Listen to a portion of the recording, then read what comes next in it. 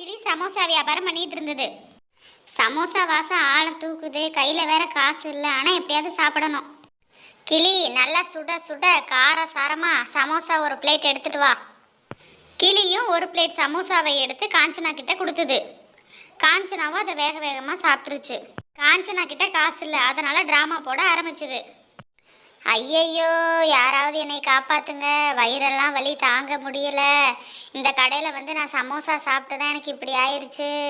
சுத்தமான முறையில் இவங்க சமோசா பண்ணலை, யாராவது வாங்க.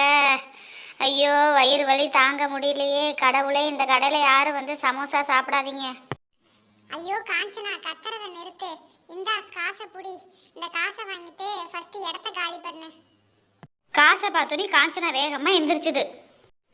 சரி சரி, பொழைச்சிப்போ, இந்த விஷயத்தை நான் வெளியில் சொல்லாமல் இருக்கேன்.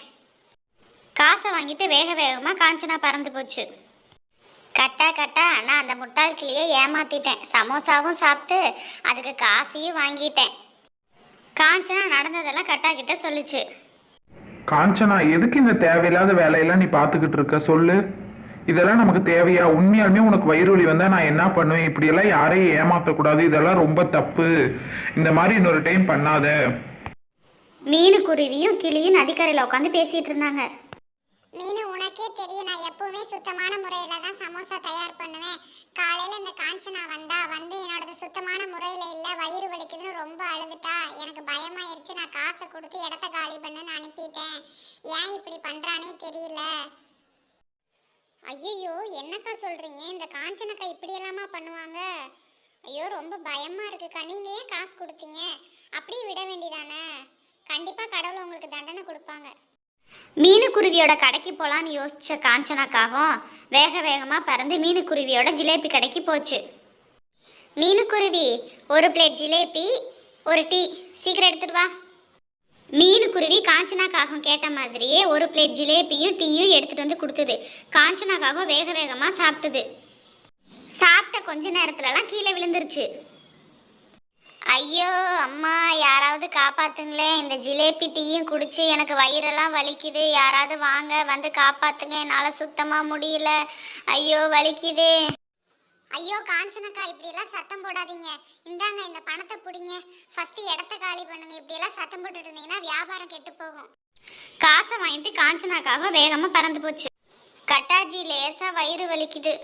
என்னது, லேசா வயிறு வலிக்குதா? என்கிட்டலாம் சொல்லாத. நான் எத்தனையோ டைம் சொல்லிட்டு இந்த மாதிரி கண்டதெல்லாம் சாப்பிடாத அப்படின்னு சொல்லிட்டு. காஞ்சனாக்காகத்துக்கு வயிறு சரியில்லை.